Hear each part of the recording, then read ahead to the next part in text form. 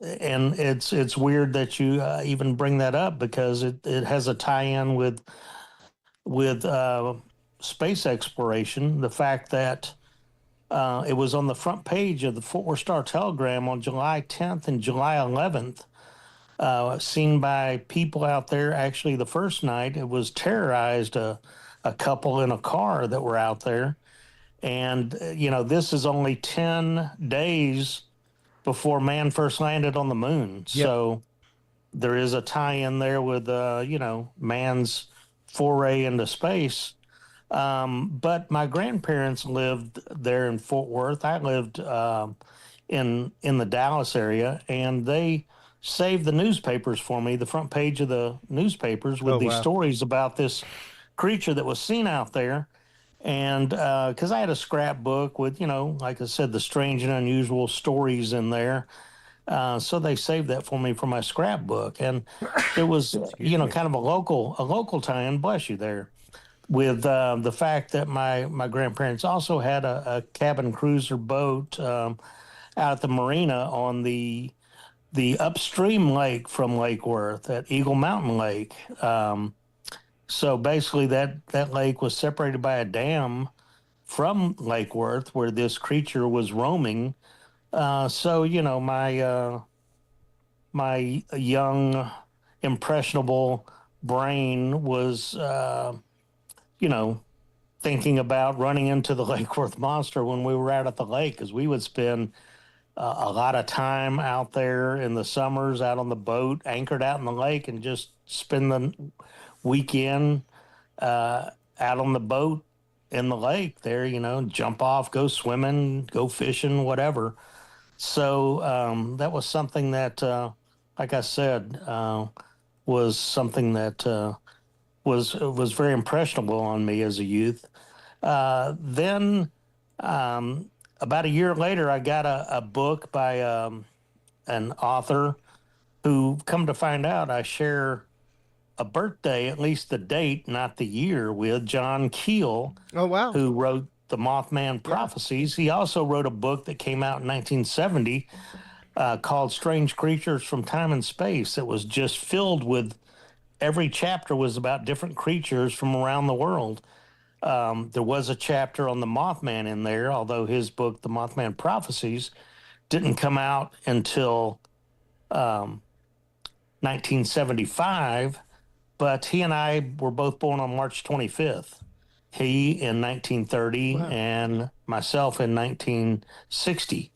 So kind of a tie-in there. But the really thing that really solidified me deals with the Fouke monster, but that in 1973, after it went into nationwide release, I saw The Legend of Boggy Creek in a theater as a youth, and that movie was very impressionable. Um, Yeah. it made a great impression on me, and it was something that um, put the fear of Falk in me, I guess you could say, even. Um, but as I got into organized Bigfoot research, based in the Dallas area, we made forays out to Fouke, Arkansas, became close friends with Smokey Crabtree, who was the location scout for that movie, The Legend of Boggy Creek. Okay.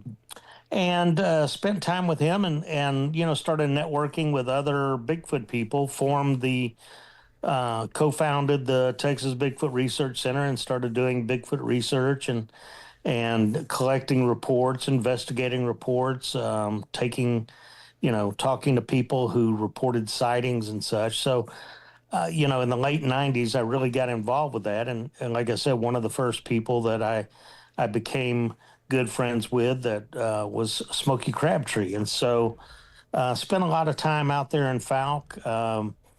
We would celebrate his birthday several years, Mm. April 22nd. Unfortunately, he passed away in 2016. Yep. His last public appearance was at the final under these organizers, Boggy Creek Festival was in 2015, and he made a brief appearance there. Um, and then that organization that put that event together kind of fell apart. They were wanting to move it to Texarkana. Um, they had talks to move it to Texarkana. As a matter of fact, a little funny story is the mayor of Texarkana. Of course, I don't know if it was the mayor of Texarkana or the mayor of Arkansas, because that city is split right down the middle. Yeah.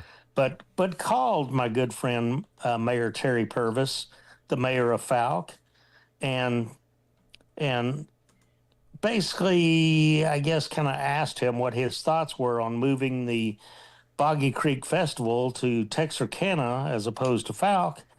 And Mayor Terry quipped rather quickly that he didn't mind at all as long as the Texarkana Art Festival was going to be moving to Fouke. And that, like I said, and negotiations kind of fell apart there. Anyway, after the 2018 Texas Bigfoot Conference in Jefferson, which I've been organizing and hosting since 2001, the very first one, 4 days after 9/11. Yeah. But we usually would, the Sunday after the event in Jefferson, would take a trek up to Fouke, which is only an hour away.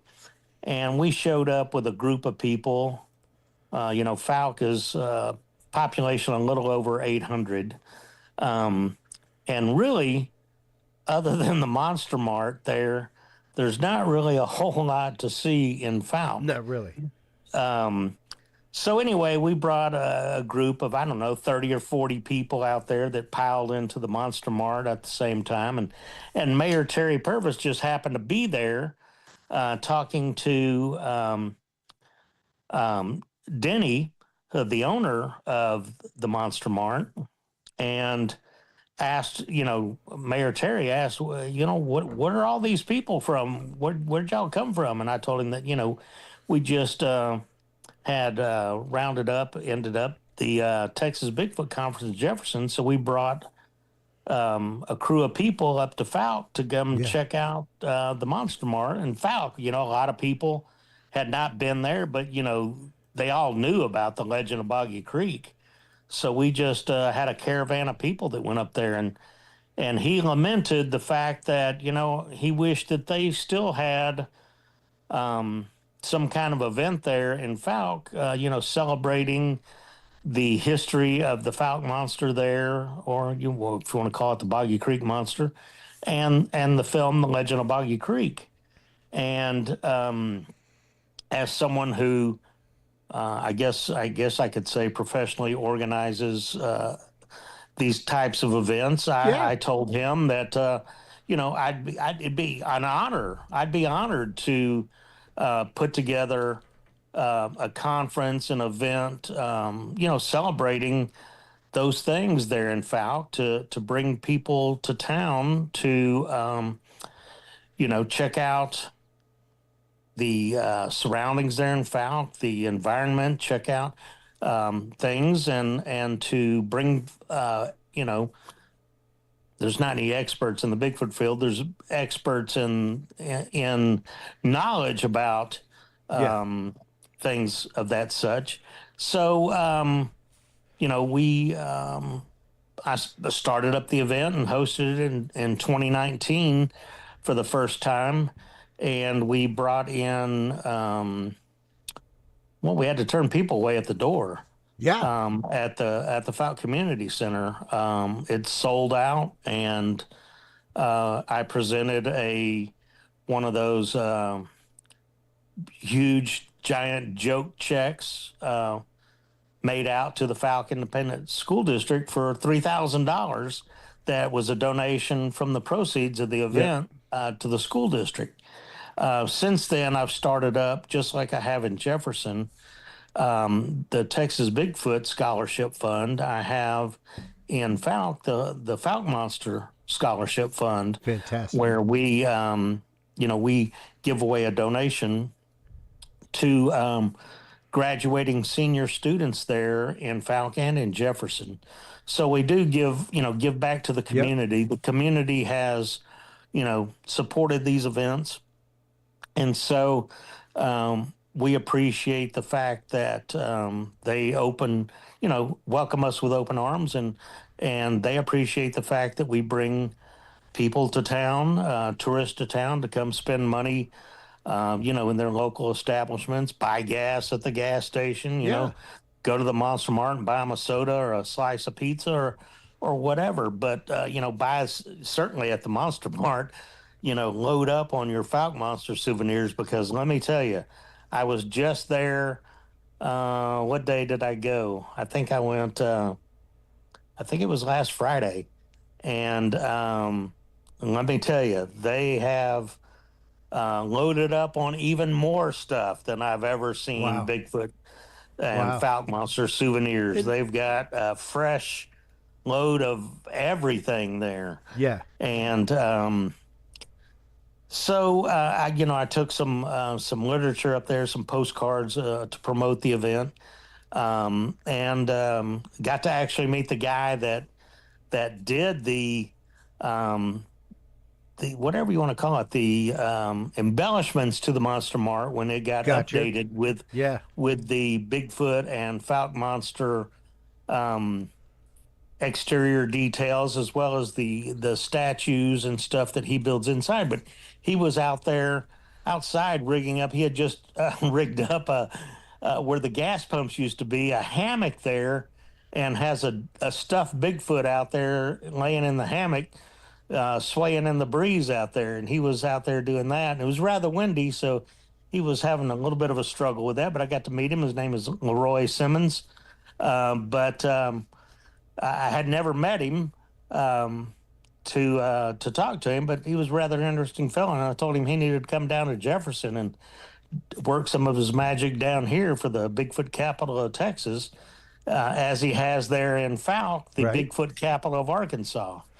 So that's how I got interested and what I've been up to regarding the event in the recent past. Well, and you really do put on some amazing community events. Like you said earlier, Texas Bigfoot Conference is literally, I would venture to say, probably the oldest continuing Bigfoot conference in the country right now, There, at the least one in in the Ohio, running for it. the Ohio one has been Is it going longer? continuously since 1989. Okay. So Okay. So they've got me beat by about 12 years. close to it. But But but so many people come in, now you can't even swing a cat by the tail and not hit a Bigfoot conference or festival yeah. or something here in town. But when I got started, there was only about, as far as an annual event, there was Ohio, and there was not really but in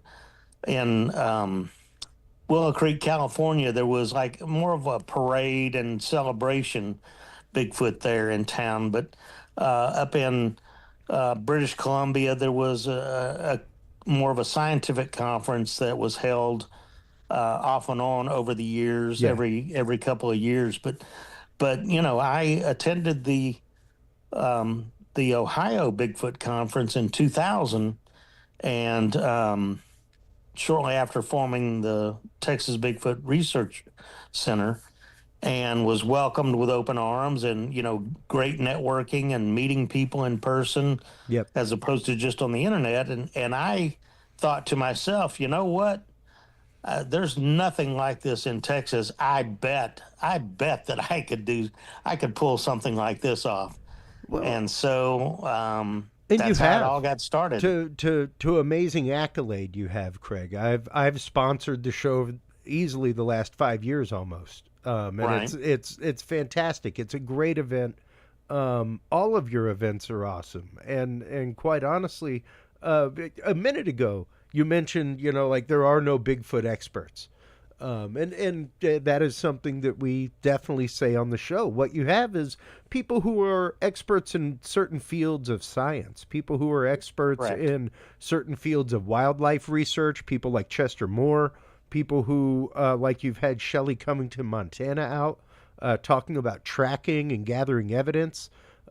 people like that who are experts in specific fields who Correct. come and speak and talk. And now, granted, though, you yourself, though you are not an expert, once again, have years of actual field research under your belt, especially with once again helping to found the Texas Bigfoot Research Organization. How long were you involved with them doing field research, and what kind of things did you find? Because not a lot of people realize that there is a great amount of Bigfoot sightings here in the Lone Star State. So much that, like you said, you actually petitioned Jefferson to be Bigfoot capital of Texas and for the area to be protected domain for the species. Correct. Correct. Marion County, which Jefferson is the county seat, in 2 years ago, yeah, 2 years ago now, signed a county resolution that Marion County was a safe haven for Bigfoot, and that for people not to harm, kill, pester, harass Bigfoot.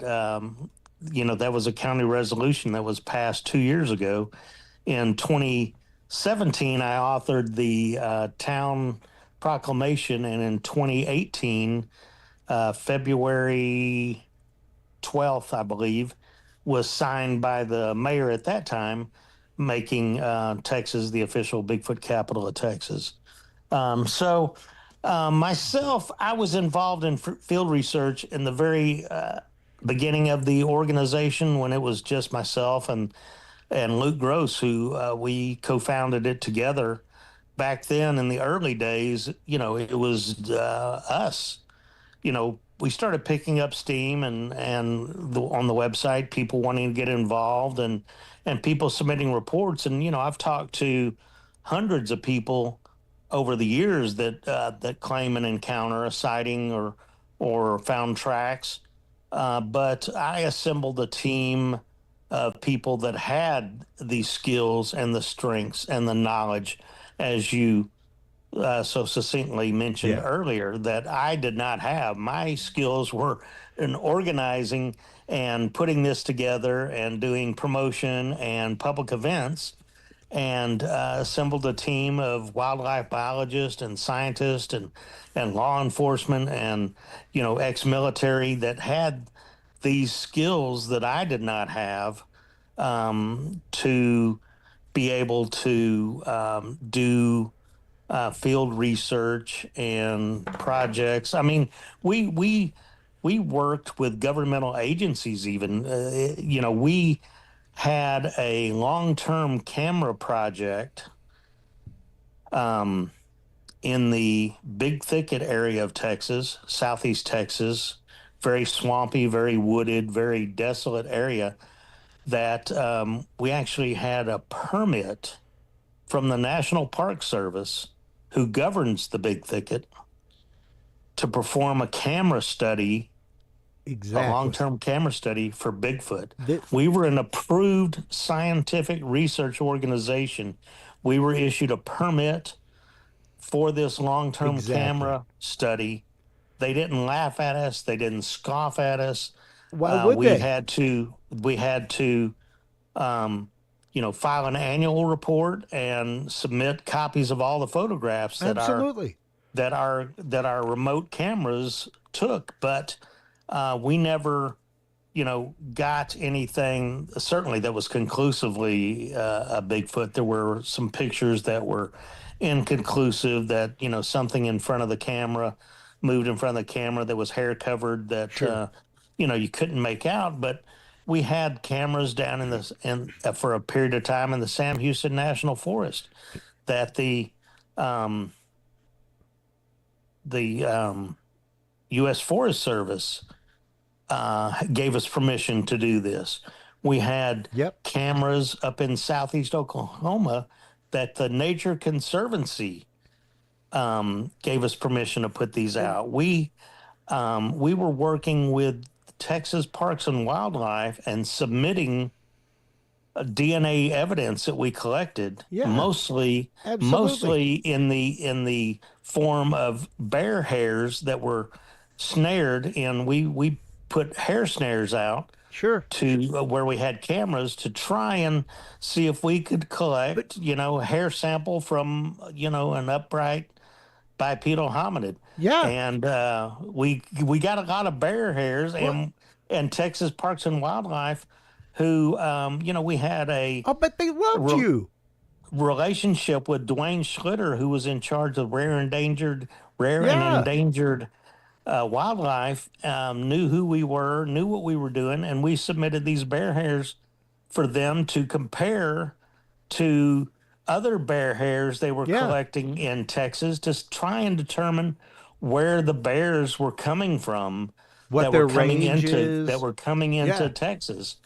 And we submitted hairs that we were collecting in southeast Oklahoma. So I mean, we weren't ridiculed No. No. or anything And like that. And and that brings up two very important things that we speak about regularly on this show, Craig, which is number one, your chance specifically in the world of Bigfoot and cryptozoological research, your chance to actively shake hands with science and be seen as a citizen scientist, and the importance of protecting these areas. Like if you right, if you want to protect Bigfoot, you need to protect its habitat, which means you need to protect the animals in the habitat.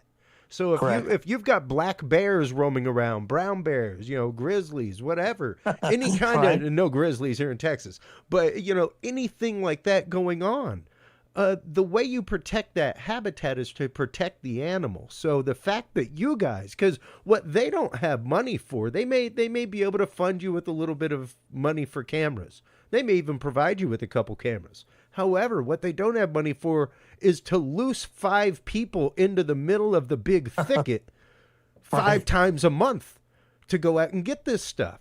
So if you can true. shake hands with a local university that's doing bird counts, rare species counts, whatever, you now have We an have. amazing opportunity to help them while they help you.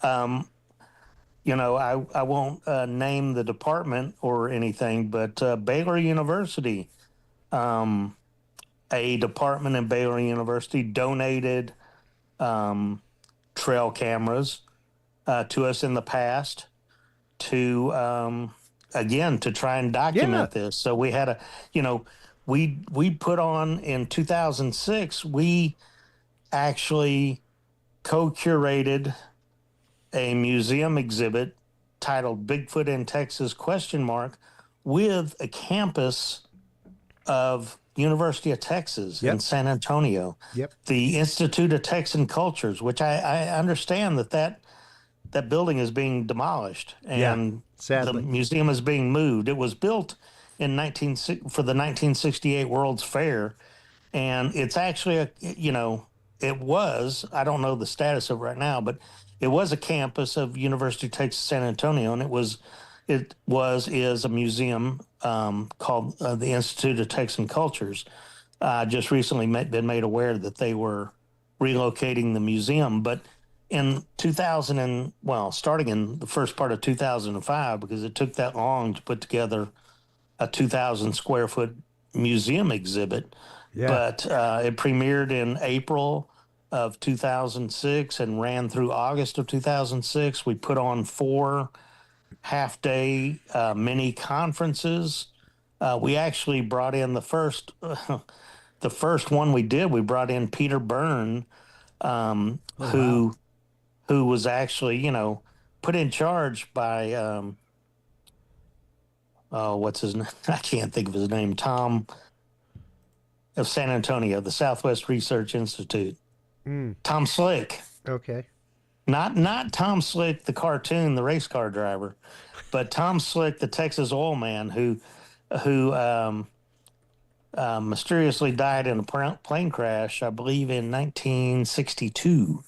Anyway, he funded the expeditions to the Himalayas for the abominable snowman, and also there in Northern California. Um, and so his institution is still there in San Antonio. Southwest Research Institute, and Interesting. they research with primates as well. And his niece, I can't remember her name, Catherine Cook, I believe it is, actually wrote a biography about Tom Slick.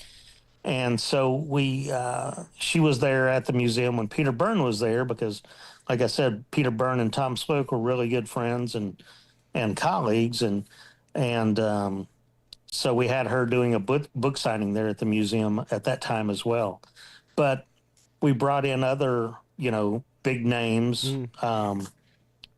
and had four weekend presentations, and it was their most attended special exhibit at that time. I'll bet. And it was a cool event, and again, this is with a major state university Yep. um, that wasn't ridiculed. Um, we had at the very end, it had a very large Bigfoot that was holding um, two pails, buckets, and one was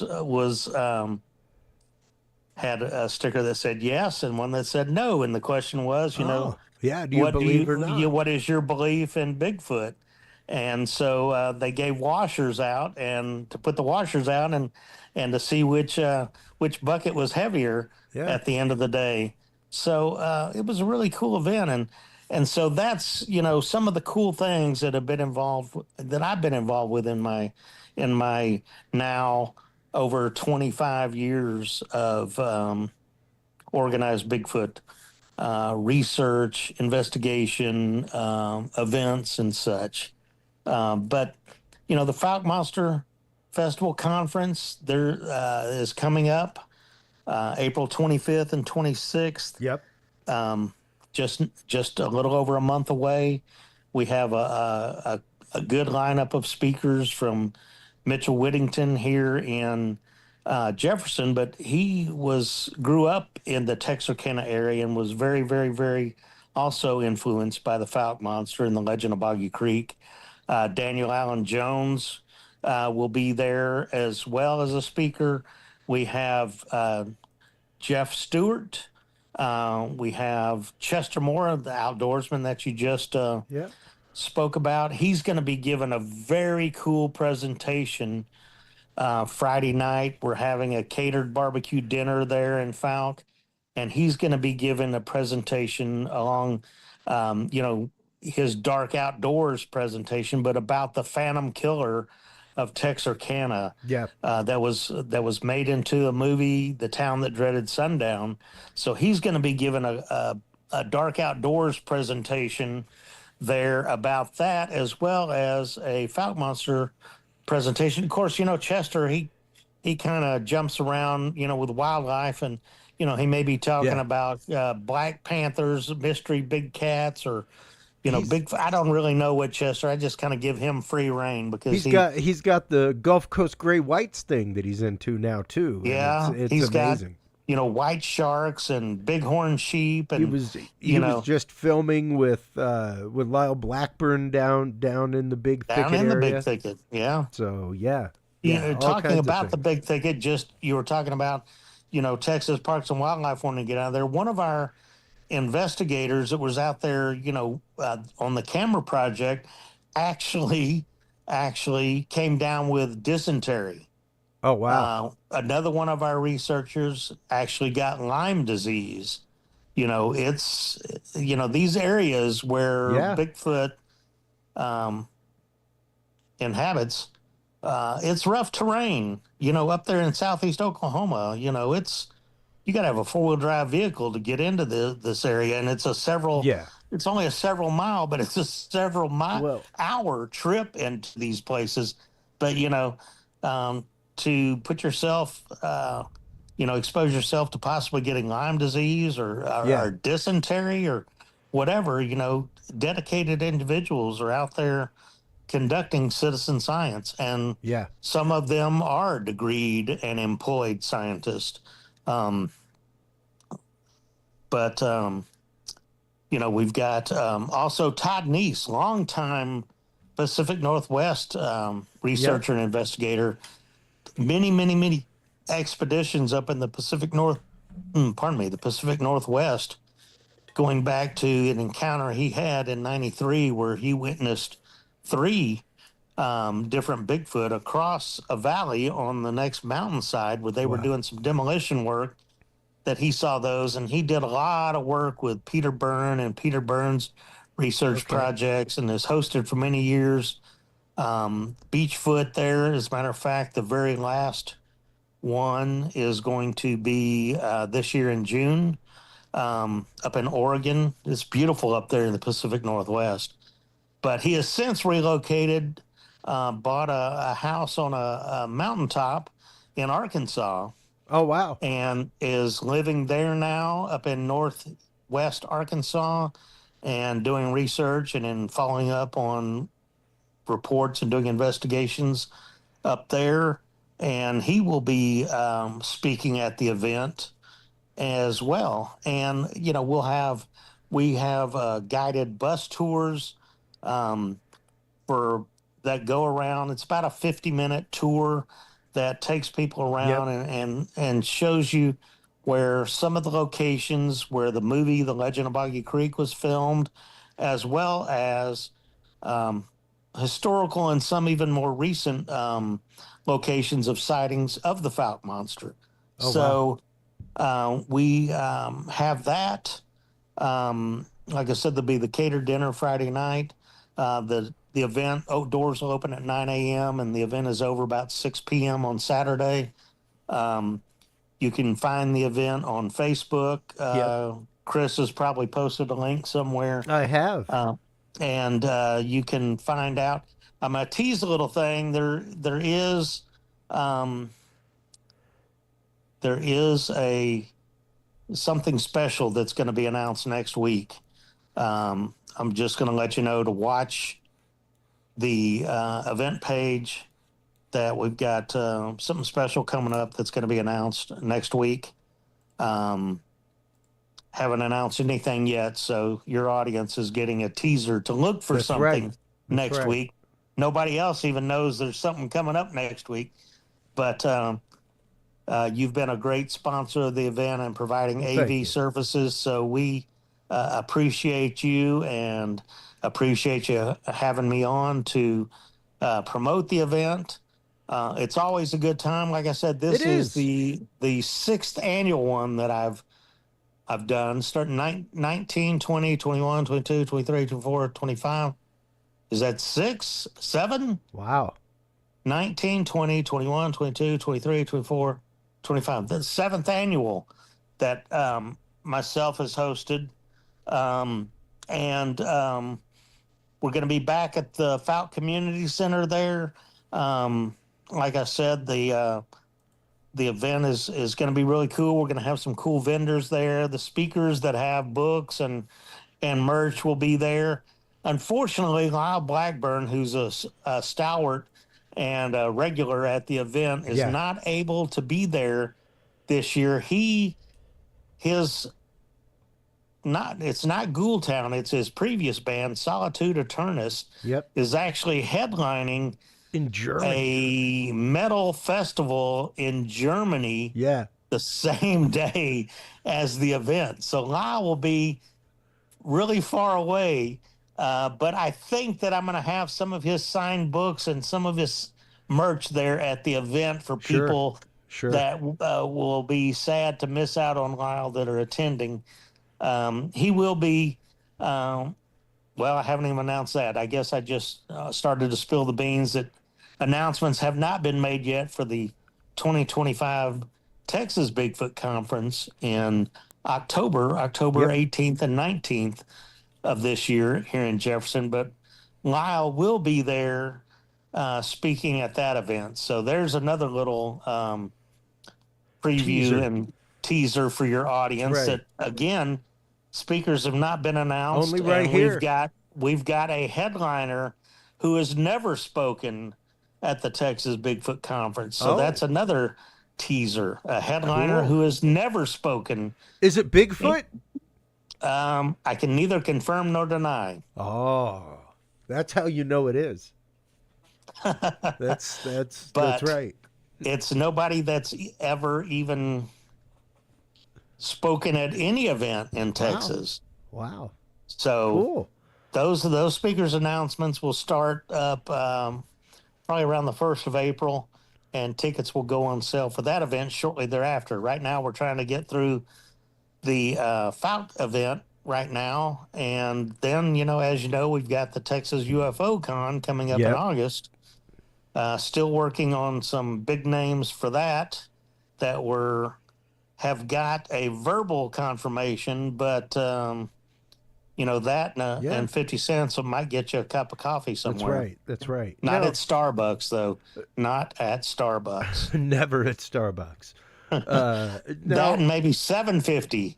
in, That and maybe 750 to get you a cup of coffee at get Starbucks. it'll get you in the line for a small.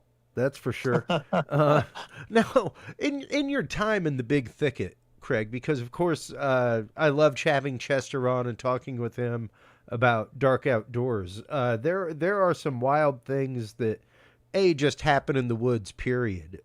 Sure. But especially whenever you are out in the woods for extended periods, things like that.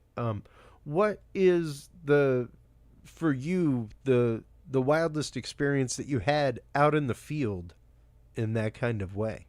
The wildest experience I ever had actually actually had took place on Bragg Road. Okay. We went out there and I actually saw whatever you want to call them, the spook lights, ghost lights. I Mm, saw a very strange light in the woods. Um, Bragg Road is an 8 mile long road that used to be a railroad track. It's straight as an arrow, and there's not much elevation change. I mean, and there is a an intersection, a T intersection, about halfway through. So we went down with a group of us, and we weren't really doing, a research organization. I mean, a research outing or anything like that. We were just going down to experience um, Bragg Road, the ghost lights, the yeah. ghost road. And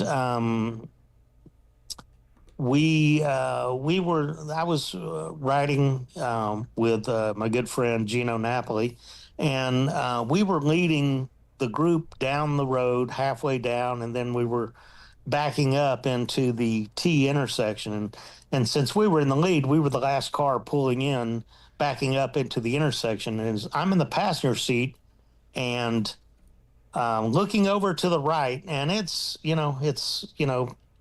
o'clock at night probably.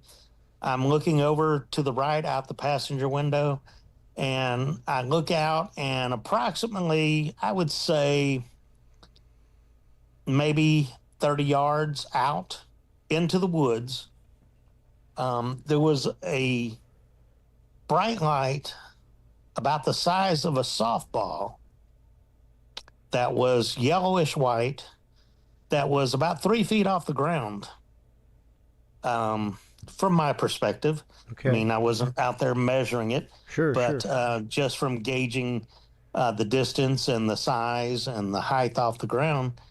And as I watched it, it just basically started decreasing in size until it blinked out to nothing. And I found that pretty strange and Yeah. unusual. Um, we did get out and walk around on that dirt road because it wasn't the main road of travel. That was the 8 mile road, Sure. Bragg Road, where people were driving up and down. But we got out and walked around and saw another, which I never even tried to investigate, so I don't know, but it just came across to me as a weird light phenomenon. Um, the trees are out there are probably, 40, 50, 60 feet tall. Yeah.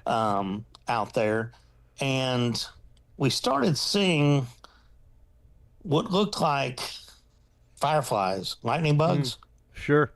but they were way up in the tops of the trees. Oh, weird.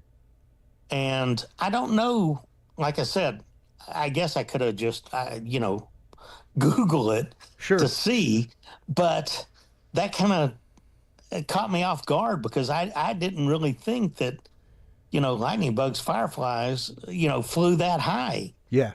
I mean, when I see them, they're, certainly as a kid, catching them in a jar, Yep. they're, 3, 4, 5, 6, maybe 7, 8 feet off the ground.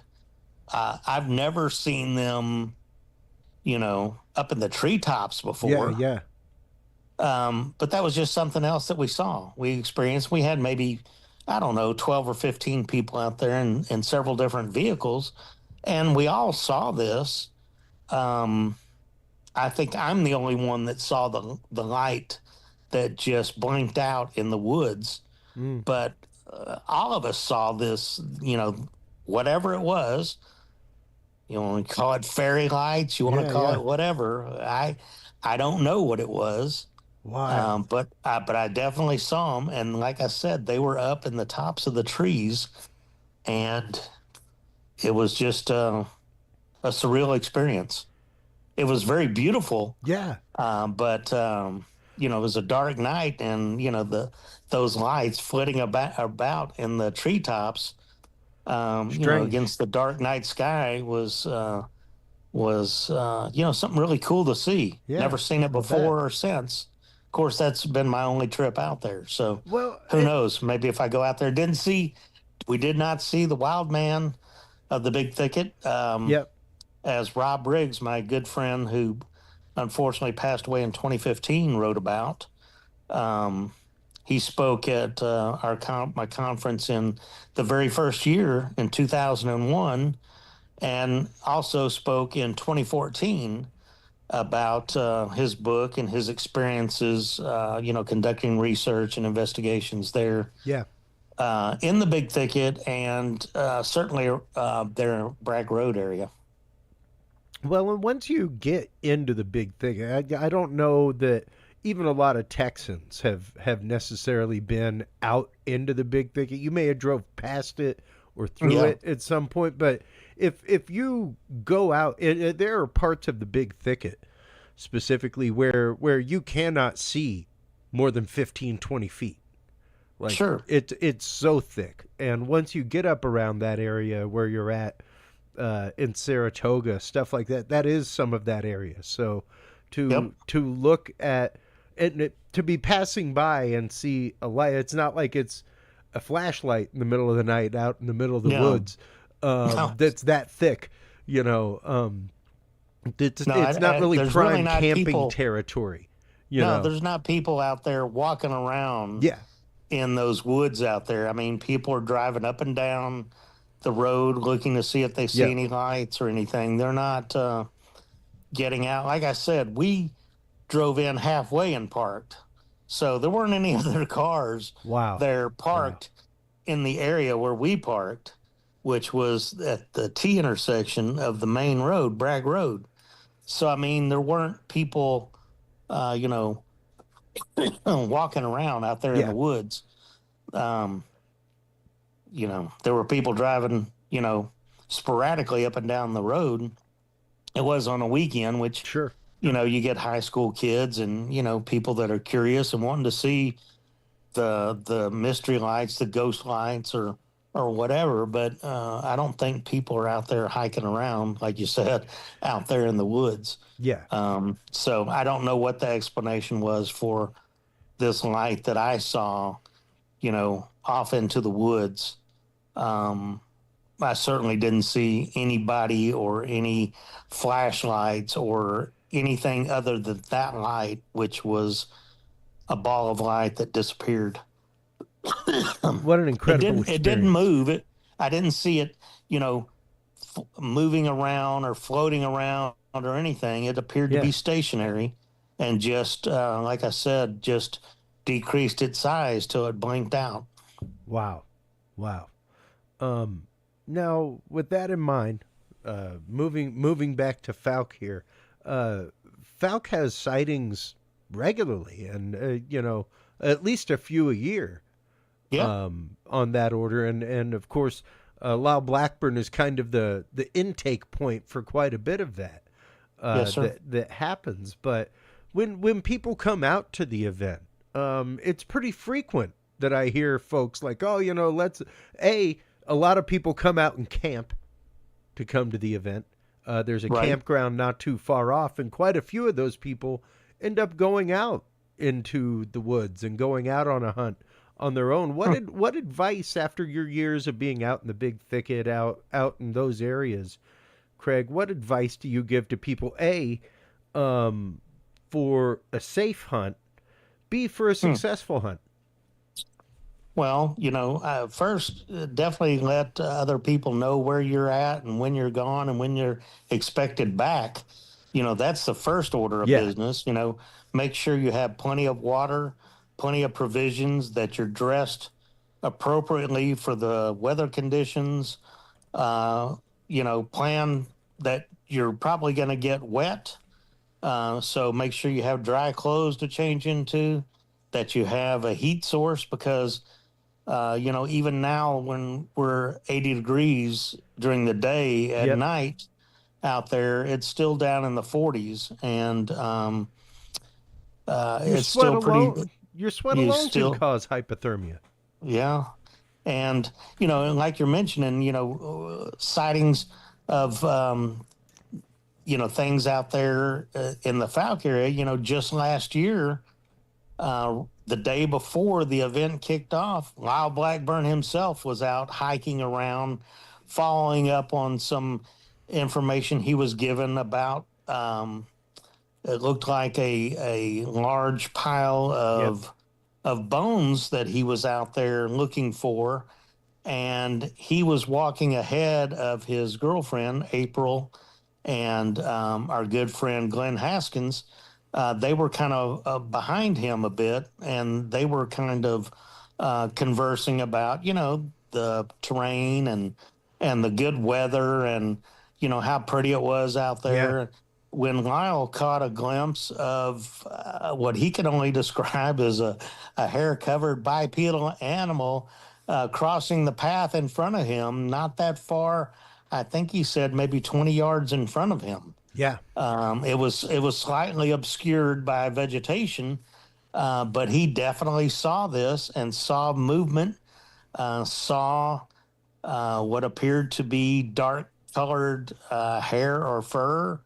I believe he said that he saw legs that were moving, bipedal legs, Yeah. and he was blown away, and of course it was already had moved on by the time he got their attention because he was trying to be fairly quiet, not to alert whatever this was that he Yeah. saw. So they didn't get to see it, but they could hear it in the underbrush moving off as they got up to that area. So, that's April of last year that, Yep. Lyle, who has talked to many, many, many people out in that area about what they've seen out there, actually saw something himself. Yeah. So, there's good places to go out there. There's, um, what's it, Alex Smith Park, Yep. actually in Doddridge. It's about 20 minutes from Fouke, but there's free camping out there. A lot of the people that go to the event camp out there. There is, we have a host hotel in Texarkana that has special rates for people coming in for the weekend and staying there. That you can find on the Facebook page Yep. mention of the code for the Residence Inn in Texarkana. Um, a very nice King Suite hotel, free hot breakfast included, king bed in every room, um, with folding sleeper sofa, a kitchen, um, a lovely hotel, It is a great and location. the speakers, myself, a lot of the attendees will be staying there. So, we'll probably doing some hanging out, in the lobby or come down. If you stay there, come down during breakfast and you can probably have a seat with one of the speakers or myself or whatever for breakfast. Yep. It's just a really cool place. And it's only about 20 minutes to Fouke. Like I said, Fouke, I believe when I went by there, I think I saw the sign was population 845 It's when I small. It's when I small. went by it the other day. Um, Back in the day, I believe with the population sign in the Legend of Boggy Creek may have said population 814. Um, I know back in the day it was 814, but I think, and I just saw it as I was driving to the Monster Mart, and it was a quick trip because I was going to see a movie in Longview, 4:30 film there, and we didn't leave the Monster Mart till about 2:15.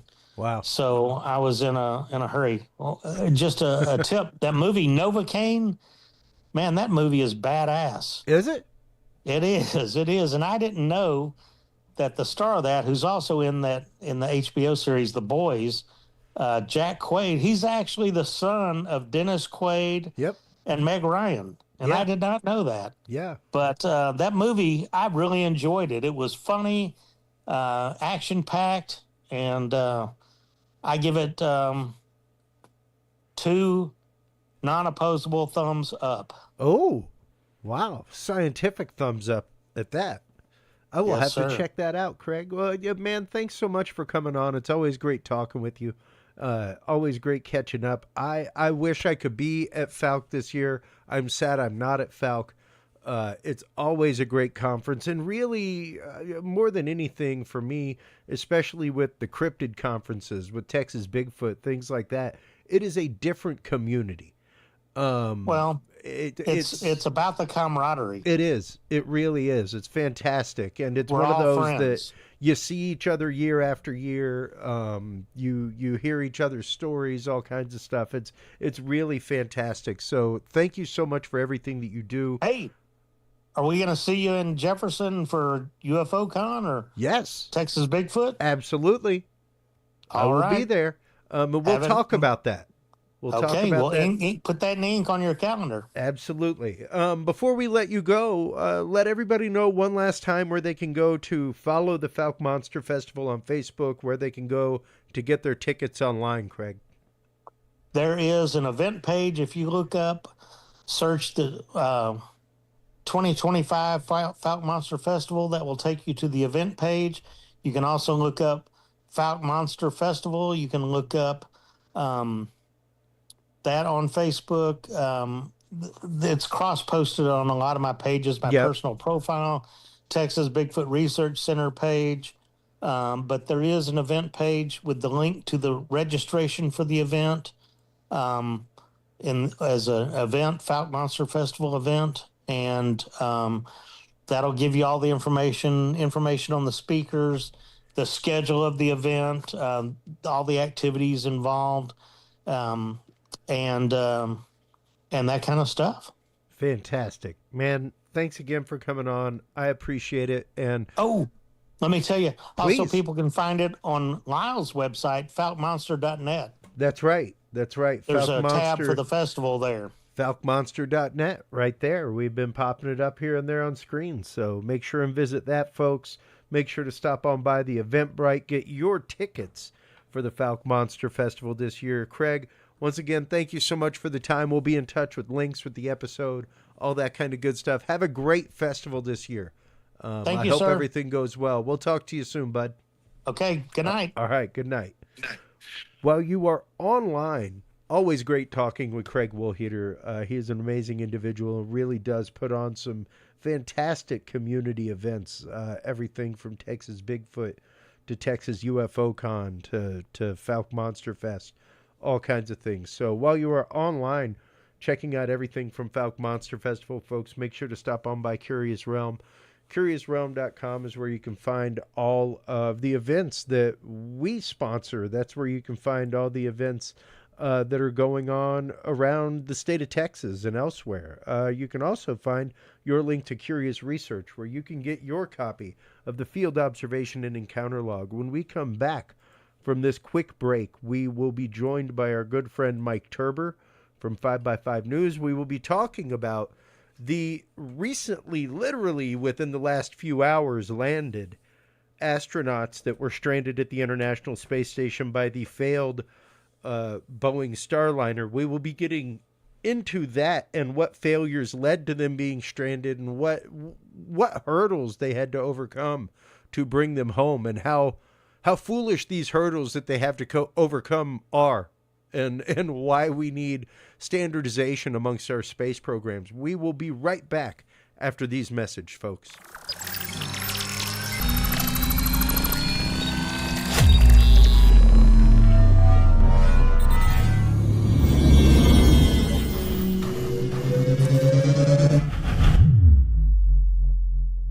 The key to good science is good research.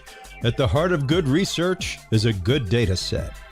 With the Field Observation and Encounter Log from Curious Research, you can easily keep track of your investigative information all in one place, making it easier to review cases and readily see comparisons and contrasts between them.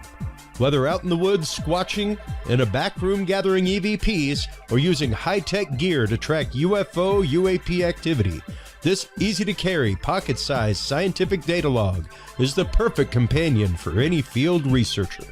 You can find your copy of the Curious Research Field Observation and Encounter Log at Amazon.com or visit the official Curious Realm store at CuriousRealm.com/store to reserve your copy for yourself, your family, or a mind that you want to open. That website again is CuriousRealm.com/store.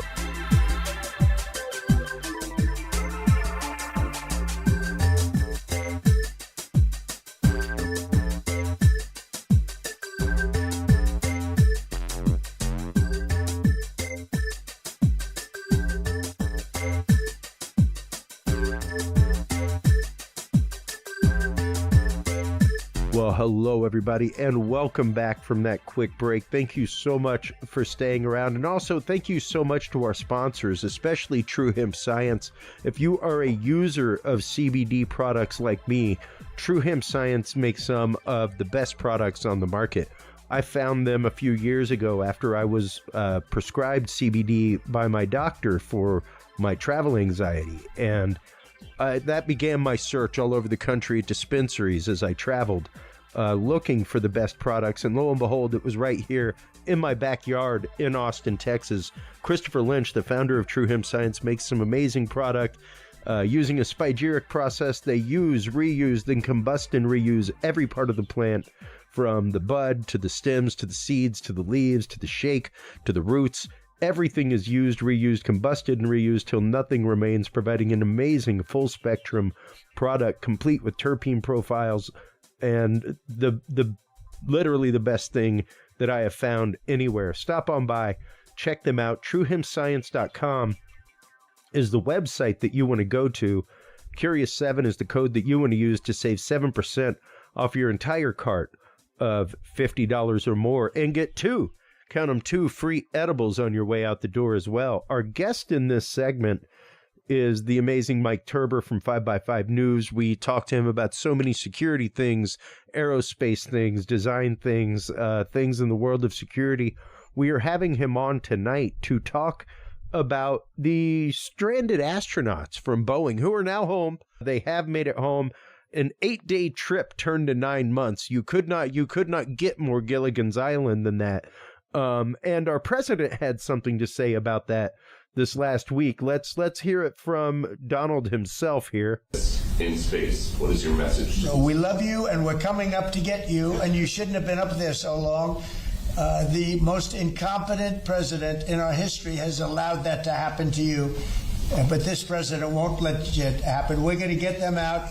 we're coming up to get you. I've authorized Elon. I said, can you get them out? Because, they've been left up there. I hope they like each other, but maybe they'll love each other. I don't know. But they've been left up there. Think of it. And I see the woman with the wild hair, a good solid head of hair she's got. There's no kidding. There's no games with her hair, but true poetry, true poetry in action. They can have. But in all sincerity, the astronauts are home now. Speaking of sincerity, hey Mike, how you doing, buddy? Thank you so much for coming back on, as always, to talk about topics like this, because it's something that is fascinating to me. I don't know how.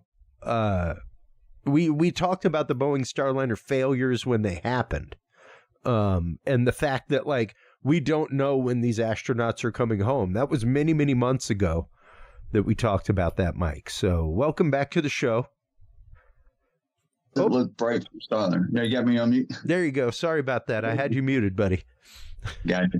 Now, I said what I was saying, that the future looks bright. It just doesn't look very bright for Starliner. That's right. My future glasses on. Yeah.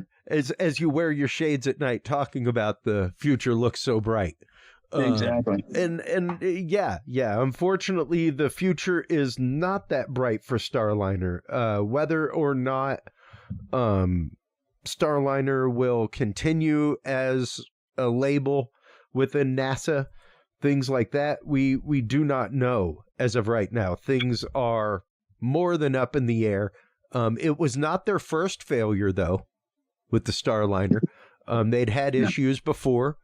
And then there were issues that delayed their launch from communication issues, all kinds of things. Helium tanks and things of that nature. Yeah.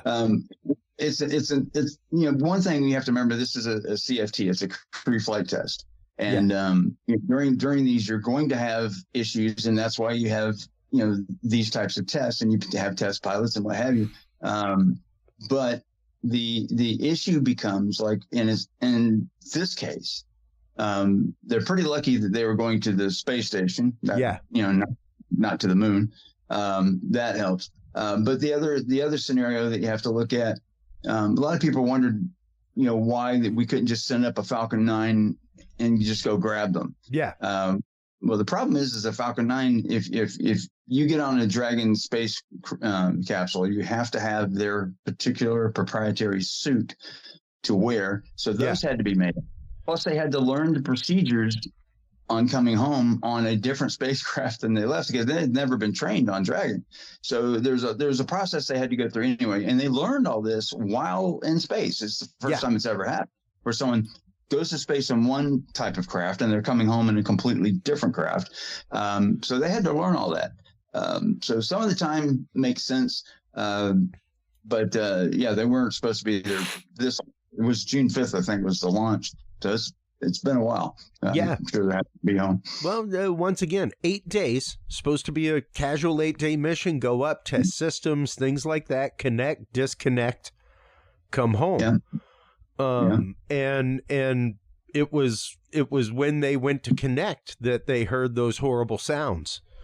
Yeah, and I think you and I both knew almost immediately kind of what that sound was. Yeah. And I think that's actually how they got someone actually heard that and told them that sounded like a feedback loop on an audio feed. Yeah. So, and they were struggling for like 24 hours trying to figure out what that was. Yep. Kind of an eerie sound, but and it's interesting that Musk was the one that went up, rescued them, all that kind of stuff. But you'd think one of the first things that would happen with Doge would be they would go through this program, all programs that are vying for these contracts, and make sure that there is some sort of actual standard to these things. Things that are cross-compatible. Like as of right now, between, like you were saying, between the different brands, between Dragon Capsule and the Starliner, the suits and the umbilicals and the way that they connect to life support are 180 degrees different. The only thing that is similar between them is the way that they dock to the International Space Station. That's it. Yeah. That's the only thing that's similar between them. There's no way, once again, that a pilot from one can hop into the other and just up and go. You know, and the idea dates all the way back to Soyuz when it was decided that there needed to be some sort of international docking ring that be utilized in case there's some sort of, tragic event or micrometeoroid or whatever. Yeah. And that was a good thing.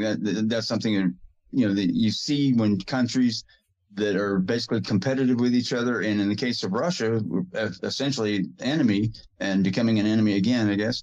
But the space programs were still operating separate. So that's so good to see to this day. I hope that continues. Same. And granted, they haven't been doing a lot in space, things like that, because of their war with the Ukraine, all that kind of stuff. So it's not like we could have been like, hey, send a Soyuz up, and yes, there have been resupply missions to the International Space Station, things like that. But most of those are automated missions, that kind of stuff. They are not return capsules to come home, things like that. Well, in the case of Soyuz, theirs do. Yes. But some of those aren't necessarily human rated. You have human rated. Yeah. No, exactly. They're made to get energy bars up there. Yeah, and that's why you have like Dragon Crew, and then you have the Dragon resupply missions and stuff like that. It's a different set of systems, but it allows them to carry a lot more food and stuff that they need to bring up there. Which in this particular case, they brought up the extra suits that they needed to use to come home. So that was a good thing. But I think Boeing has a lot of deep insight into their own selves to figure out exactly what their future is going to be. With the budget overruns that they had, with the several test failures that they had, it's not good PR for them, especially when you go over to the civilian side, when you see the civil aviation side having a lot of issues.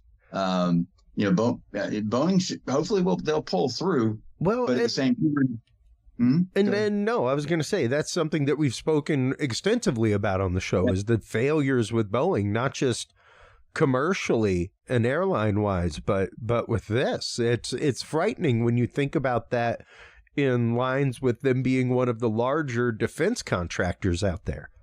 And one thing that I hope doesn't happen is that DOGE doesn't get into a contest of going into a business like a Boeing or something like that, looking at those contracts while Musk is on board. I think that's kind of a conflict, and I think it would probably create more issues. We've already seen it a little bit where, so ideally that situation gets resolved because, I think that Department of Government Efficiency is aptly named. Yes. As you think about where'd they get that series of letters from? Quite obvious there. But in all sincerity, I'll flash it up on screen again. The rift, and this is something that really needs to be addressed along with the standardization of things, because without the standards, how do we cross compat stuff? How do we make sure that something like this doesn't happen again? And when you look at the budgetary difference, right. Between the Dragon capsule and the Starliner was $4.2 billion compared to $2.6 billion for Dragon. That's crazy. That's crazy. That is a large chasm of a difference in funding, like to 1.5 times. And the cost per seat difference between the 90 million versus what the other one was 50 or 55 or something like that. I think that number is probably way off base. Well, 90 million to 55 million, and that's just so you know, folks, that is per seat, per number of people that can fit in the cabin. So, and that means life support systems for each, all that kind of stuff. But even that is a massive gap of a difference, almost double. And if you're looking at it and if you looked at both capsules side by side and didn't know anything about them, who made them, nothing, there's no identifying marks on them. and you looked inside, and you would ask yourself, gee, I wonder which one costs 90 million and which one costs less. You would probably choose Dragon every time. It's just, it looks so futuristic. I mean, I remember the first time seeing the inside of that, and I was actually parked in the Dragon parking lot in Hawthorne. And when I got to see the mock-up that they had, I was floored. I was like, wow, this is truly Star Trek kind of level here. It just, so the lines were clean. Everything is just so nice. There's no switches and buttons and all these different things. But then, that fear factor part comes in your mind. It's like, wow, that could also be a catastrophic thing if something happens without a series of redundancies and stuff like this, because I can repair a switch. What am I going to do with software, right? Well, and that is something that I have openly said on this show, that I don't know if I would step into a Dragon capsule because there is no hard bypass. There's no hard bypass option. And when you look at the Dragon or the Starliner, like there's granted, these are all soft buttons. They're all encoders. It's not like an actual potentiometer, that you're turning or something like that. They're all encoders that are leading to software. However, there's still something that you can bypass that's there. There's something funny about the mechanical nature of something as opposed to something being so offhand. I'm comfortable in both worlds, but when it comes down to something where I'm flying an aircraft or something like that, I kind of have that feeling of safety and security when I can see familiar instruments that have been around for a long time. And familiar ways to work. There's a reason why, and it doesn't matter what position you are in an STS mission, in a shuttle mission for NASA, everybody going up has to have some kind of engineering background. Everybody. Even Christy McCullough had some engineering background in her. And that's why she was allowed to go up. Aside from that, you learn everything as far as being an astronaut. But the whole reason behind that engineering background is so that, you can somewhat at least hack your way through a schematic. Right. And problem solve. And pull an Apollo 11 where, like, we're going to have to walk you through this. You ready to go? So you have some duct tape and Velcro, right? Cool. And we're going to walk you through saving your life in outer space with your engineering skills. I think Apollo 13, that was one hell of a 13. wake-up call for. No problem. I figured put that dig in. No, I'm just kidding. But that was an incredible thing to watch unfold, especially the way the movie portrayed it and everything like that. It was just really neat to see the ability to problem solve on the fly. And you can't do that in a craft that doesn't really have all these extra wires hanging in. Let's take the vent from over here and let's take this from here. We don't need that switch. Let's cut the wires and permanently put them together. Exactly. So it's system connected. But I think overall in the short term, I think Boeing is going to essentially continue to try to keep Starliner a viable thing. And NASA does like having some sort of redundant program between two competing companies or whatever. It doesn't matter as long as they have some sense of redundancy. But the way I see it long term, I just don't really see it happening unless some major changes at Boeing itself are handled, because they have a lot of internal issues, as evidenced by remember the guy that was going to go do the testifying whistleblower out of there, and then a bunch of other whistleblowers popped up until he was found not alive. And those issues make people question a lot of other things. I mean, if they're having these issues on this side, they're having issues with the aviation side, and they're having issues with internal whistleblowers talking about them cutting corners on putting switches out and things of that nature. There needs to be a government oversight in that, and it can't just be the FAA. It can't just be NASA sending some guy there checking off lists periodically. It really needs to be someone watching that entire process as it goes through. And part of the reason for that is not necessarily that accidents do happen. We realize that, but also on a bigger scale, when an accident happens, it basically it hurts our country. It hurts our standing, and things of that nature. So having some sort of ongoing program to oversee that is something important. Now, supposedly they obviously would have that, but it's not the way people think. It's not someone that's there working inside their facility day to day, watching operation and helping check off those lists. It's not to that level. But we'll see. We'll see how this pans out, and hopefully they can turn it around and make something good out of it. Hopefully, and once again, it's a strange thing. And granted, once again, failures happen. I mean, hey, Musk has lost no less than 2 rockets in the last 3 months. And when you play with rockets, you're literally just playing with explosives in a big container with a very controlled outlet. Even my son with his first rocket, I was very excited. He got it at Christmas. It was a little electronic one, and I had to warn him, you may not get this back one day. You're going to launch it, and the wind's going to catch it. It's going to go. I lost a $2,000 drone. And sure enough, that first day, he lost his rocket on top of the school, because the wind caught it, took it, and that's rocketry. That's how that works. You're not going to bang 100%. It just doesn't work that way. So at what point do you halt funding to a program, Michael? At what point does that stop? At what point does something become the little Chevy Nova of the skies?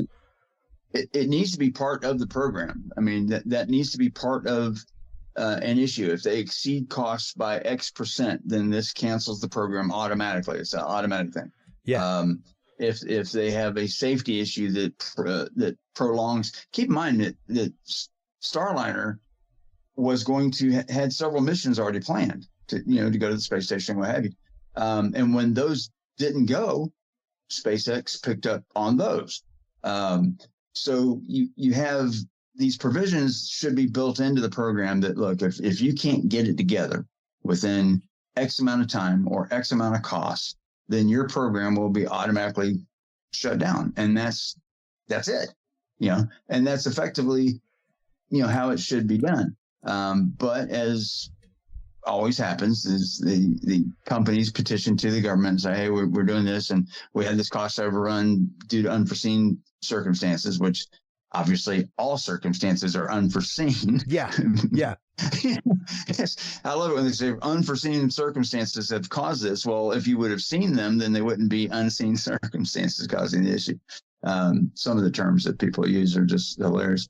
But in the long run, Boeing needs to be a viable part of that space community and produce products that will push our frontier forward. This is our final frontier. Here's the thing, though. They are a vital part of the aviation community, and they have been a vital part of many space projects before. Right.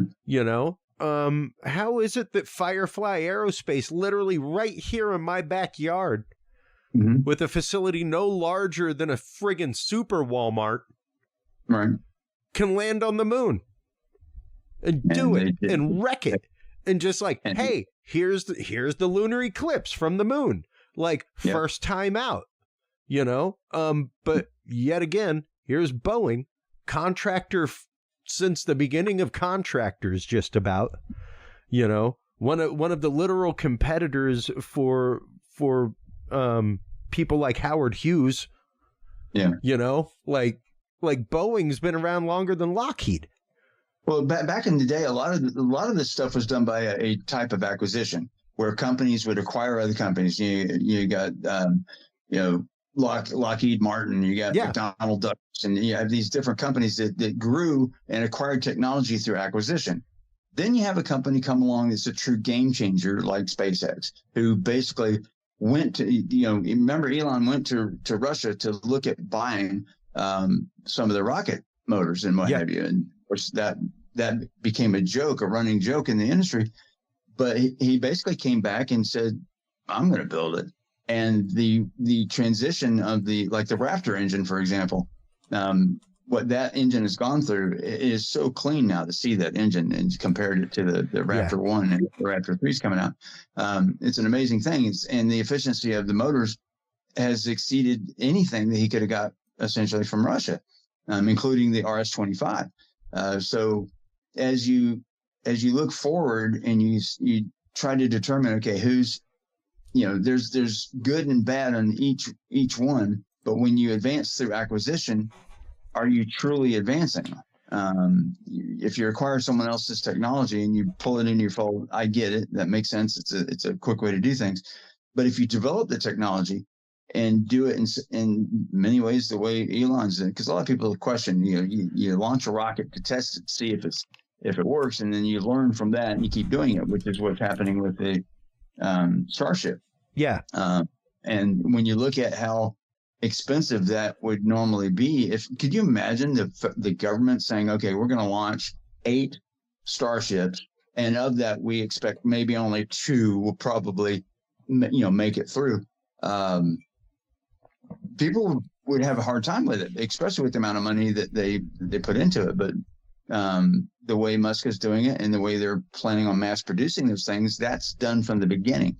It's done from the beginning to mass produce that rocket and try to make as much of it reusable as possible. Yeah. And that factors into the cost factor that Boeing, for years and years and years, they've made X amount of dollars with the cost overrun. So it's kind of programmed into their system, I guess. I don't want to speak for them. But yeah. That's not the right way to run a business is knowing you're going to expect some overruns and delays, and that'll keep that part of the business going. And I don't think they necessarily went into it with that mindset, but it just seems to where it happens so often, we expect it now. Well, what it does, Mike, it's not necessarily that they built it in or anything like that, but what it does is speak to a corporate mentality. It does. It really speaks to a corporate mentality whenever, and believe me, there's a lot of things, folks, that I am not a fan of Elon for. Speaking of Ford Novas, like the Tesla now has a worse road record than the Nova as far as fire deaths. Like, more people have died in fires in their own Tesla than died in the Chevy Nova, and that was one of the first cars ever pulled for safety concerns. He just had to pull a full recall on a whole series of them because the panels are falling off the side. Mm-hmm. So there's a prime example, like you were saying, of what happens through acquisition instead of creation. Mm-hmm. Many people forget the fact that Elon purchased Tesla. They were a company that had tons of pre-orders for the first models and stuff like that before he purchased them, and it's interesting to see that evolve into what is now the Tesla, when once again the Falcon 9 and the Dragon capsule and everything else are raving success because it was scratch ground up, and when it's scratch ground up, you are literally, you're cooking things in a different way. You're thinking about things in a different way. It's no longer, how do we take what we have and move forward? It's how do we create what we need at the end with the fewest steps possible here? Yeah. And here's a quick case in point. Tim Dodd, Everyday Astronaut, he was visiting with Musk at their facility, the Boca Chica facility, and they were going over some different things about the rockets. And he mentions to Musk, he's like, well, they were talking about the thrusters, but using a hot gas thruster. And when Tim said something to Musk about, well, maybe you could do this. And Musk literally stopped dead in his tracks right there and shook his head like this. He says, you know what? That's right. We're good. That's what we should do. Yeah.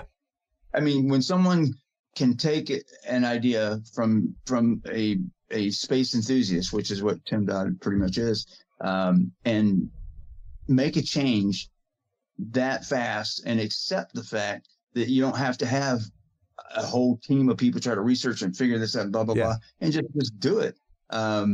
It makes more sense. And that's kind of what makes some of these companies operate a little better when you have someone at the helm like Elon Musk, who has it, and not necessarily, he's not like, an engineer to an extent that we would call him an engineer, but he's done things and he has to learn enough about it to know how that operates, to the point where he probably knows a lot more about engineering than a lot of engineers do. But the end result is that you get a company that can streamline, learn from their mistakes quickly, and adapt. That's something you're not going to see at the old school large companies like the Boeings and some of the other ones. The only other company I've seen that has anything like what Musk has, I'd have to look at Skunk Works and look at Lockheed Martin, where they did do a lot of things on the fly, and they got a lot accomplished, and most of the records in the world that are held by any aircraft that they make, an aircraft that fits into that category, they own the records. So, well, and I think that comes from a truly collaborative team spirit of, quite literally, how do we accomplish the impossible? Yeah, like not how do we take a task to the next level, or but how do we do something that's literally never been done? And the way they used to do it was throw money at it. You throw money at problems, and that makes the problem go away. And sometimes it really didn't. And the thing, I mean, people can say what they want about Musk or Trump or anything, but when it comes down to trying to drive the point home that something needs to be more efficient, I think I could see that, especially in Musk, and his ability to streamline the process of getting something done. And if something doesn't need to be there, it needs to go. I mean, that's how they get rid of so many parts on some of the cars.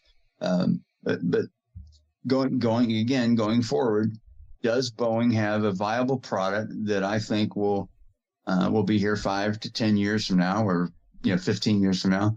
Honestly, I don't really see it. I hope that they can, but I'm at a non-confidence in it, especially at this point. They already had raging failures with the Starliner program to begin with, and to see this failure. Yeah, and even the Starliner capsule did come back, and it was okay. Made its landing in New Mexico. That's where it landed. All of these precautions that they put into place, it's quite a bit different on a crewed mission as opposed to non-crewed mission. There are some different flight parameters and stuff that they have to take into account. But overall, I just see the old way of doing business in this industry is much like what I've seen in several other industries. That the old style thinking is not working anymore. Look at the retail industry. I mean, look at retail superstores and stuff like that. All the stores that you and I grew up with that are not here anymore because they stuck to the old business model. Blockbuster being probably one of the funnier ones. But in the end, Boeing has a lot to do. Their CEO took a huge bonus in light of letting a lot of people go. They have to streamline somewhere, and I do believe in paying CEOs quite well. But I couldn't be a CEO and be paid that much money, only to see a whole bunch of people that grew up with the company, whatever, have to leave, and then to be facing the problems that you're facing. Why would you pay anyone a bonus if their company is facing this many problems with their aircraft, with their spacecraft, and various other things that they produce? It's a huge company, but they need to get back together. Well, and once again, that budget chasm, where quite literally, and I'll flash it up on screen again, $4.2 billion for Starliner, $2.6 for Crew Dragon, and it's staggering. It's literally enough for another program. You know, like we could have another James Webb telescope for that much money and be discovering more about interstellar science. It's staggering to think about that. When you look at, once again, a company that has been entrenched in government contract for not since World War II, producing aircraft for the government, things like that. It does bear to witness, like, what is the next step? Yeah. Because obviously it's not working anymore. You know, when you're talking about private industry being able to hoop it through the net first time, and government contractors not being able to make their stuff orbit properly, you know, we have a problem. We have a distinct problem there. We do, and the way the political process works and the way they politicize how these contracts are managed, given out. If you don't know somebody in there, it's going to be hard to do. But you know, along comes a company like SpaceX that does some amazing things that people told them were impossible. You know, you're not going to create a reusable spacecraft like you're saying, and you know, just not going to happen. And then, you know, Elon does not know those words of failure, those words of give up. It's just not part of his vocabulary. I wish I was as strong-minded as that in some degree, but you know, you watch someone go through what he's gone through to get this program to where it's at. It's amazing. And I think that's what's going to have to happen with companies like Boeing. They have to see the shakeup and go, okay, well, you know, we need to shift gears, and if we're going to remain a viable company and for over the next 5 to 10 years, which they'll be around, obviously. Oh, sure. But in the space industry, it's going to be iffy at best. They have deliveries extending out through the next 7 years. Yep. You know, so it's like they whether or not they take any new orders, they will be around for the next decade. Absolutely. You know, like you could stop giving them government contracts right now. It doesn't mean that they don't still have to fulfill the ones that they have. Right. And that they don't still have to keep producing for Airbus and, you know, things like that, and smaller airlines and everything else. But once again, I mean, one of my favorite movies, it's become one of my favorite movies in the last couple of years, is The Aviator. With Leonardo DiCaprio. He depicts one of my heroes growing up in Houston, Howard Hughes. An amazing aviator, an amazing air designer, and one of the main competitors for Boeing when that world really first started. You know, that was the time before government contract for private industry in such a way. It's literally what Ike warned us about on his way out was, these contractors have come in, like we had to give them access to a lot of things that they ain't supposed to have access to, and you need to kick them out or else you're going to have problems later. And now we're up against the problems. We're straight up against those problems. Where's the accountability? You're talking billions of dollars for programs, not just billions a year, billions of dollars per program going to things. The results aren't there.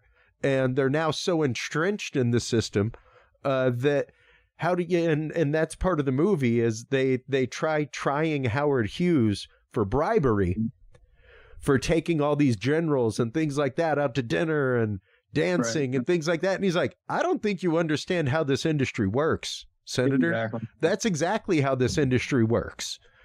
Like, that's what we do. We take them out to steak dinners. We take them out to the strip club. Like, that's, I don't know how you think we get these contracts.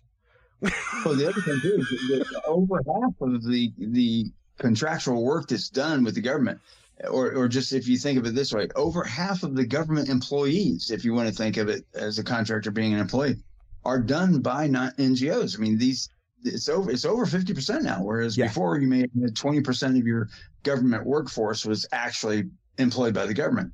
But you have a lot you can do with when you deal with contractors, and that one, they don't have to worry about the FOIA requests and having to, you know, give up proprietary information. So they have that as a guild. And various other things. The competition factor, there's some competition when you're looking at government, because it's in competition with itself. You could argue some of the, like the U.S. Postal Service versus UPS. I mean, a lot of people argued that, hey, that's a government entity basically competing with a non-government entity, and that's not supposed to happen. But in the long run, I think what we'll see is that these companies that are here and for the here and now, may not be here and now in a few years. I don't want to make any predictions or anything like that, but when you walk into a facility and then you walk into that same facility years later and you see the differences and then the things that aren't different. Yeah. That makes you wonder. I mean, I go to Plant 42 periodically, and when I visit there, you see how one company, and literally across the tarmac to the other side, you see the competing company, and you see how both operate within inside the same facility. And then you go, okay, well, one's more government oriented and the other is more private kind of oriented and can move a little quicker. They're not tied up with red tape and stuff like this. But when you see it firsthand, then you start thinking, man, is the writing on the wall for this other company? I'm not going to mention names, but sure, it's important that as we move forward, especially in this industry, in the space industry, it's not a highly competitive industry. There's not a whole lot of people doing it, even though sometimes you would think that. But at the same time, you have to get this stuff right the first time, as best you can. There's not a lot of leeway for failure. Most companies can't, fail one launch and survive. So there's a lot of these startup companies that had, their first and second rocket didn't work and they were gone. And keep in mind, SpaceX was almost in that same category where if they didn't make that first launch of the Falcon, if it would not have gone off on the fourth launch or the fourth try, the third time's a charm, depending on how you measure the launches, they would possibly not be here. And that was a hard question for Elon to answer during an interview. I saw that one time where he was asked that question, and it's tough. But he put his own money into it, and he spent many nights on the factory floor and what have you as they try to build various companies, and he's done that with each company that he's built. He puts his heart and soul into it, and that's you got to admire that, regardless of what you think of Musk or Trump or whoever. You got to admire at least that work. Well, and I've said, you can personally think whatever you like of Musk. I would like you to find me another industrialist that leaves his patents open source, right, for people to build on top of. And thinking, speaking of other industrialists in space and things like that, like there's Blue Origins out there, who just completed their flight with the new Glenn booster and Glenn rocket. So they may be in the race for things fairly soon. And then, of course, there's Virgin Space, from Richard Branson, who's much more about, I think, trying to market the world of low Earth orbit flights. I think that's much more his market is looking at things from a consumer side. How do we consumerize space? And they're kind of out of that a little bit right now. But as far as when you look at Bezos's, they're taking up I think it's $250,000 a seat for to put someone at 300,000 feet or hit the Kármán line and just a little bit beyond it. Those kind of things are kind of neat. But when you see that a balloon, can offer a similar view, it's not going to make you weightless, but the view that they can do for far less, you see that competition in that low Earth orbit to people just wanting to do space tourism. When you see the first space hotel go up, that is going to be, I think, the game changer. When your average everyday person, who has some money, obviously, does that, and then there you have it right on screen. Yeah, and I mean, hey, like I'm all about flying, man. I love flying. Don't get me wrong. Bernoulli's principle, it's great. Physics is awesome. I don't know if I could be suspended from a friggin' balloon like that. Yeah. The plus side is that there's a parachute. There's all kinds of recovery systems. But my God, that just looks epically frightening. Like I'd much rather be strapped to explosives than to have the slow ascent of a balloon to get me to space. I think it would be cool, but at the same time, I don't want to be almost in space. No, like just get me there. Just get me there. I can deal with a minute and a half long ride. Yeah. Yeah. I want that free fall. Sure. So I want that way. That to me is an acrophobe, as somebody who's afraid of heights. Like that's like the suspense of taking me onto a 15-story drop ride, where it's like you just go up there and you're just hanging out with your feet suspended. Like, I have no interest. I have no need to see my house.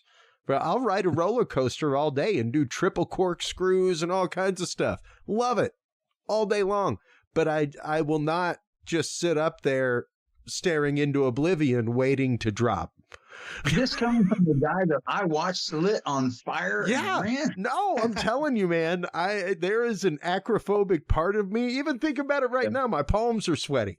My palms are sweaty just thinking about hopping in this balloon and just slowly ascending to space. And don't get me wrong, I've considered going on a hot air balloon ride to maybe get over some of my fear of such things. I'm about it. I think that would be a nice, safe way to do it. I would definitely, oddly, probably have a harness on with a fall arrest, just to be like, hey, buddy, it's not that I don't trust you. I just don't trust my own self. And I'd probably be sitting in the bottom of the basket for about half the ride. Just like, is it over? Are we done yet? I've seen people overcome that fear of heights through virtual reality. Oh, yeah. No, absolutely. It gives you everything. I mean, you're safe, so you experience it. But the visuals that tell your mind what's going on are the same. Yeah. And so some people, when they get in, they have bad experience with it. But then you can keep doing it until you actually lose that fear. And it's funny because I can rock climb in a gym. I can climb up 40 feet. All kinds of things. I can climb a 30-foot ladder with a projector. Once again, my palms may sweat on the way up, but I'm in my zone and I'm doing my work. But to just float up to the point of oblivion and seeing the curvature of the earth, I don't know. It's kind of like being a spacewalker and knowing that, like, sure, you're safe. You have numerous safety systems, but you are wrecking shop at about 10, 15,000 miles an hour. They were thinking of having like cruise ships, but it would be a cruise dirigible. Basically a blimp that's imagine having a cruise ship on the water. You have a cruise ship in the sky, it would be some blimp type thing. And I could see where that would be a pretty cool thing to have. And it looks like that's probably going to happen as well. Yeah, and it seems like the space elevator is definitely a go. Yeah, Japan's pushing forward for it. So they just need the materials to do that with, and they with graphene and these other materials that are the metamaterials and stuff like that are being worked on. We may see that in our lifetime. I mean, the space elevator is just an amazing feat of engineering.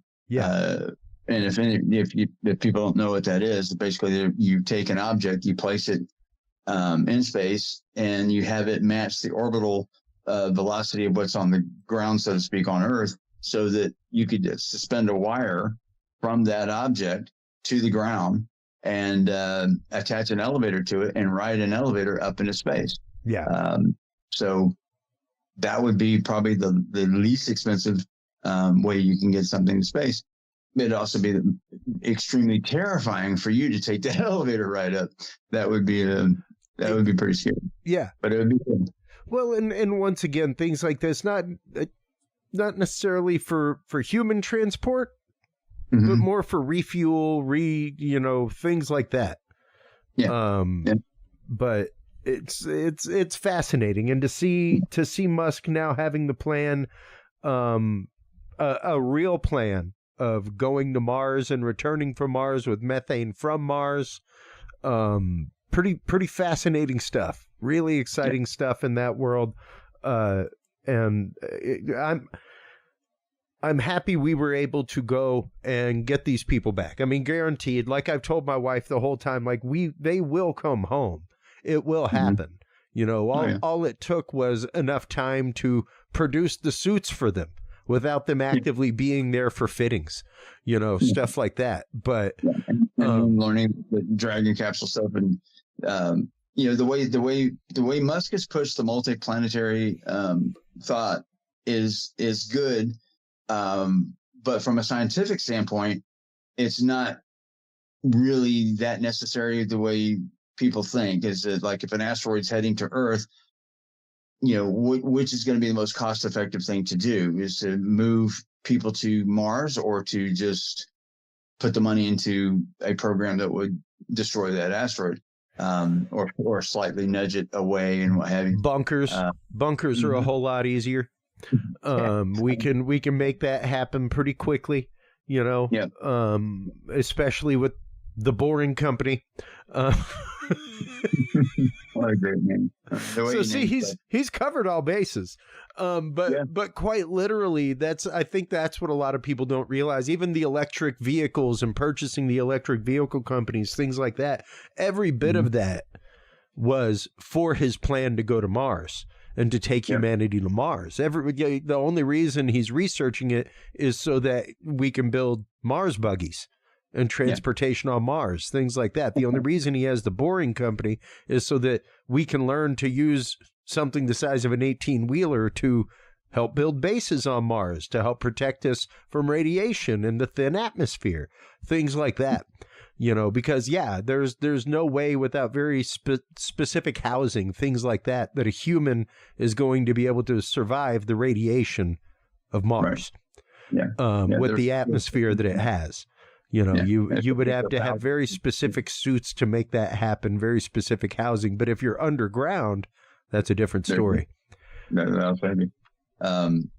Living on Mars is going to have quite a few issues. Remember a while back when they were talking about terraforming Mars, one of the options was to nuke the ice caps to get them to melt. Yep. And people, when they hear that, you start questioning things like, wait, you're going to fly to Mars, take nuclear weapons, which is not legal right now anyway. Yeah. But maybe you get a pass, and nuke the polar ice caps to get them to create more of an atmosphere, and also to get water. A lot of people have a problem with that. We go to another planet and we start blowing up parts of it. And we had the same issue when we were thinking about going to the moon. If we signed that treaty about going to the moon, that the moon is for all humanity, similar to how we did Antarctica. We realized that. But being a multiplanetary society, that sounds funny, is an important aspect of our future growth. It's a natural progression for mankind to make. Absolutely. But you just can't do it on the premise that the Earth. You can't sell the smarter people on the we're going to do this because an asteroid may hit the Earth. Well, wouldn't it be cheaper just to move the asteroid or take it out? Yeah. And that's another issue with the asteroids is that they're going to be mining them for what they have, and you don't have mineral rights like you have here on Earth. You just go get it. The whole concept of space mining and things like that is very fascinating. And yes, there are numerous companies, one right out of Texas here, that is actively using remote viewers to find asteroids to target for rare earth minerals and gold, things like that. Exactly. So the possibilities are vast when it comes to the opportunities there. And yes, we did have the DART mission recently, which was fairly successful. As far as hitting an asteroid, impacting an asteroid, but what would it take to possibly redirect one? And the funny thing about the DART, a lot of people don't understand is we didn't hit the asteroid that was in question. We hit the little satellite that was going around the asteroid. So we had an asteroid with its own moon. Yep. And instead of hitting that huge asteroid, we just hit the small moon with the impactor, and then that caused enough difference that we can measure and tell that it was successful. It is something that could work. You don't want to blow up an asteroid and have 1,000 problems as opposed to one. That's right. That's right. So I think that was explored in Armageddon. there are reasons to do this, and it's inevitable that we should do it, become interplanetary, what have you. But in the long run, more in the short term, I guess, how much money would you think to put into that? If someone like Musk is doing it, then it's a company. It's not a country. And people, you don't have, but some of that will be subsidized by government funding because you kind of have to, because some of the technologies being explored is technology that NASA will need to acquire anyway. Yeah. So it would justify them putting that money into some programs or some grants or whatever to get that done. But the moon is first. The moon is where we're going next. Yep. And we're going to put a permanent base there on the moon, and that will be our stepping stone to get to Mars. Well, and we basically have to have that. That's because at some point you've got to refuel to get there. Mm-hmm. At least as far as carrying anything of any capacity goes. And of course, we only have 6 minutes left to go into the rocket equation as an episode in and of itself. And the idea, the metric idea of the rocket equation, where every pound of payload added adds 2 pounds of fuel, right? Which is then 2 pounds of payload, right. Which, so like to get a 2,000 pound object on the moon ends up requiring 20,000 pounds of fuel to get it into orbit, so the question is, how do we push that through space without running out of fuel just to get it into orbit? The answer is refueling stations in orbit, or you launch a rocket that then has enough fuel, and that's kind of their plan with the Dragon capsules and the heavy boosters, is to launch two, one with fuel, one with payload, one behind the other. As it gets up and this releases, this one with whose payload is only fuel, then meets up, reverses, docks with the other rocket, refuels it, and then that one comes back down with its remaining fuel to land, and the other continues to Mars, that then comes back with methane made on Mars. Right. So fascinating concept, really interesting concept. But once again, you have to refuel in space to get there with that kind of payload. We've never had to do that before because the plan was never to come back. We just sent robots, we sent rovers, things like that. So we don't necessarily need them. Like once they're in orbit, it can take the 6 months to get there. Doesn't matter if the retrieval vehicle comes back or not.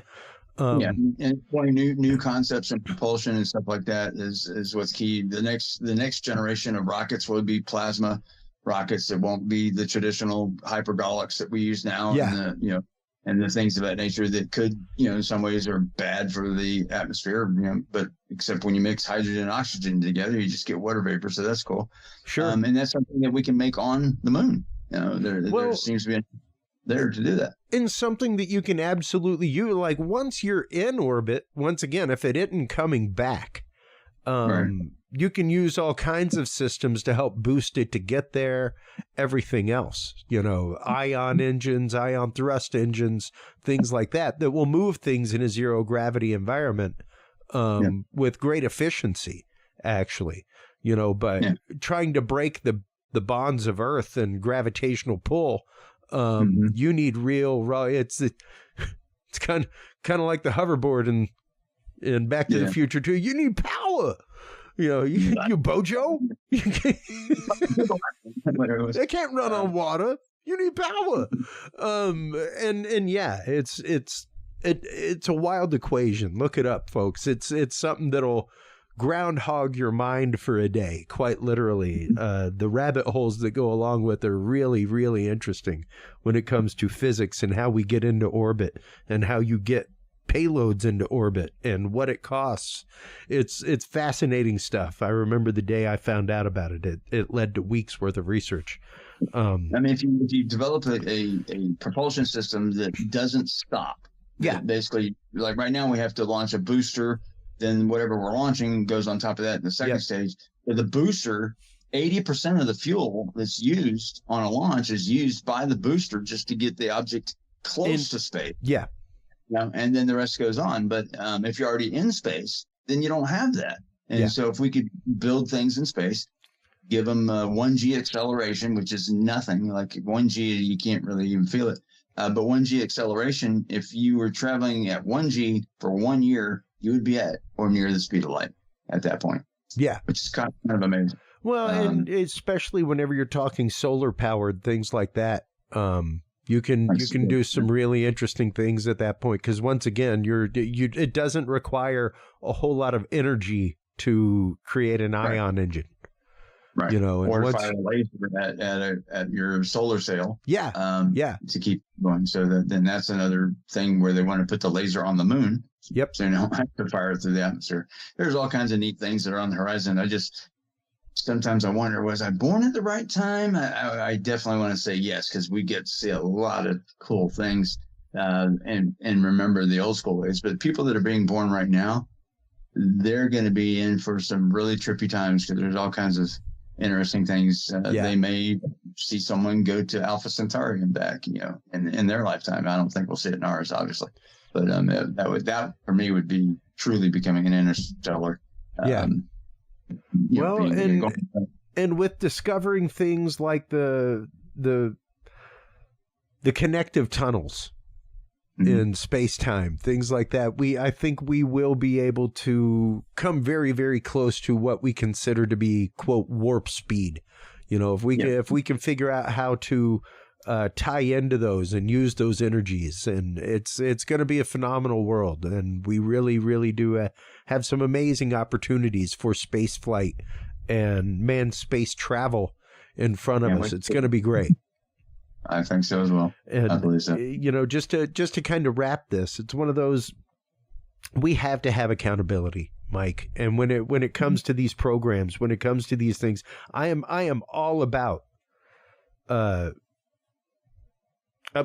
all about industrialization. I got no problem with that. I got no problem with private groups doing things. That is how science excels. That's how you move science along.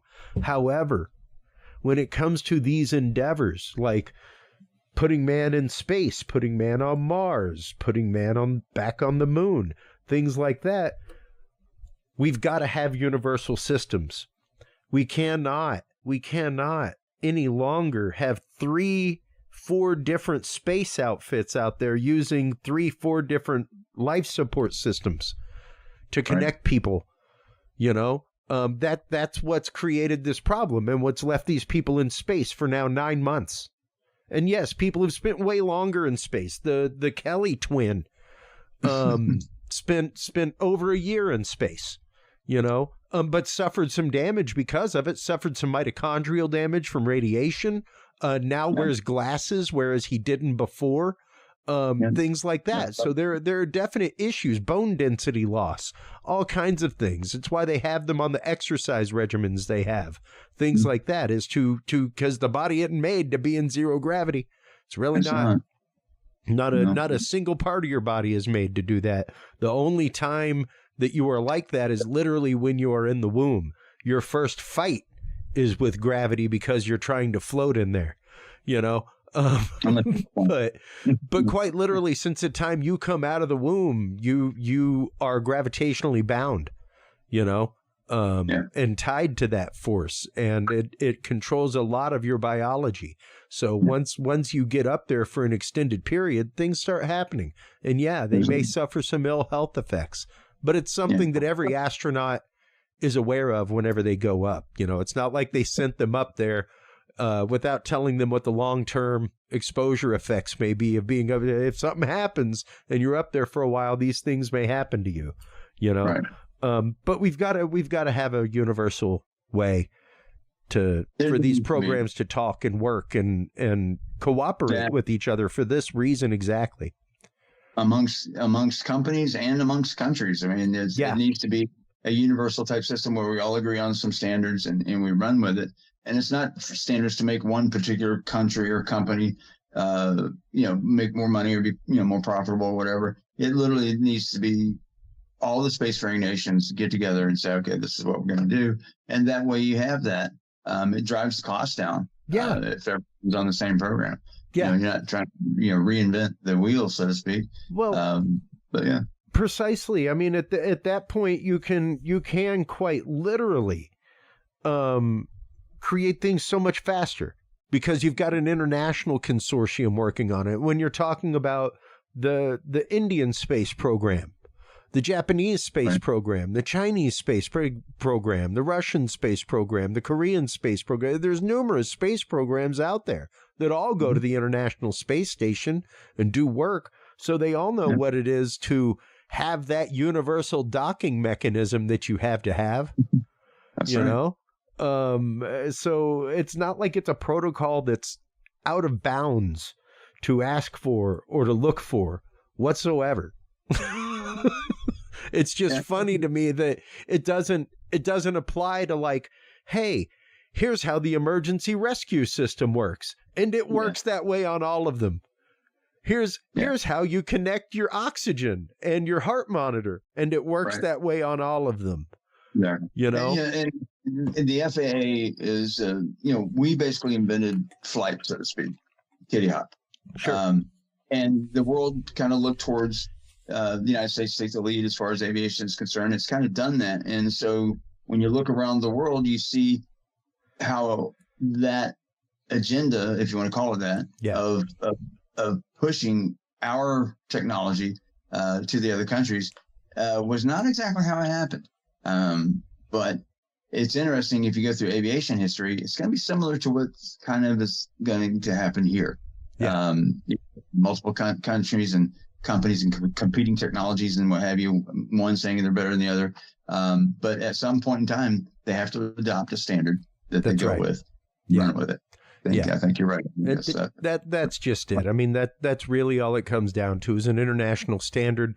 Hey, maybe someday we'll lose standard and join the international standard of metric, and that'll be the step forward. Who knows? But quite literally, like that in and of itself speaks to the problem. Yeah. The fact that we are still the only holdout that's not metric, like that speaks to the problem of how we allow 4 different companies to develop a product literally for the same people, NASA, and not a single one of them has the same unified system among them for these kind of things. That's also to mention to Mars, because the person that did the calculation for sending a particular probe to Mars did it improperly because they were taking into account metric versus the imperial system. And screwed up. And just because of that whole was $150-200 million probe missed Mars. The calculation error based on that exact premise. So I can see the benefits there. And hopefully we'll all come around to that and we'll enjoy the benefits of the fruits of that. I hope so as well, Mike. So thank you as always for coming on, breaking these things down, because it's a nebulous topic for a lot of people. Most people do not follow the world of space news. They see the news, they see space mentioned in it, but they don't follow developments of technology. They don't follow things in the world of government contractors the way you do, even the way I do. Most of these government contractors and stuff, like I have their RSS feeds on my RSS reader. So whenever they post things about like this new thing made, like I'm in the know, I check it out. But you are on a different level with it. And it's great to see your realm of knowledge. And thank you so much for coming on and sharing that with us, man. Thank you for being there. I always love being on your show, and you've become a very valued friend. And so happy to have met you. And thank you, Shannon, out there, if you watched this episode, for hooking us up. That was awesome. Right, buddy. That's right. Before we let you go, man, where can everybody go to follow the work of 5x5 News? Where can they go to keep up with you, to like, follow, subscribe, all that good stuff, Mike? Well, the good news is we're developing a website that will kind of steer things around. So you just go to 5x5news.com at that point. But for right now, YouTube, TikTok, and on X, any of those 3 platforms, you'll be able to see what we're doing. Some are updated more so than others. I'm thinking the next couple months we'll probably be on TikTok more than anything, and we'll move forward from that. Always looking toward the future. Same here, bud. You're more of a fool than I am. That's why I love you, buddy. Thanks so much for coming on as always, man. Hold the line real quick while we close things out with the audience. While you are online checking out everything from Mike Turber and 5x5 News, make sure to stop on by Curious Realm. CuriousRealm.com is where you can follow, and subscribe. That is where you can find all of the episodes. That is where you can comment on things. That's also where you can find our videos page, curiousrealm.com/videos. That's where you can find all of our video episodes, as well as the video channels from YouTube of all of our guests, including Mike Turber and 5x5 News. Make sure also to stop on by the Curious Realm store at curiousrealm.com/store, and you can buy your copy of the Curious Research Field Observation and Encounter Log. If you are a researcher in the world of paranormal, cryptozoology, UFOs, UAPs, the Experiencer and Encounter Log is your back pocket field data log to write down all of your experience data as it happens in the field, so that your data is ready to shake hands with science come the day it needs to do so. Thank you so much, everybody, for tuning in tonight. Thank you so much for your open hearts, your open minds. That is what it takes to make the conversation. And without the conversation, humanity does not march forward. So remember, take care of yourselves, take care of each other, and stay curious. We'll talk to you soon. Bye-bye. Thank you for tuning into this episode of The Curious Realm. Stay tuned for more guests, forbidden topics, and hidden truths. Follow us on social media by searching Curious Realm. To download the official Curious Realm app and view the Knowledge Vault, or become a sponsor of Curious Realm, visit our website at curiousrealm.com. Curious Realm is available on your favorite podcast and video services, curiousrealm.com, as well as KGRA Radio, APR TV, and the official Curious Realm app for Roku devices. Curious Realm is a proud member of the Ground Zero Media family of podcasts. For more shows and members-only content, visit groundzeroplus.com today. Thanks for listening. Stay curious, and remember, the other side is always watching.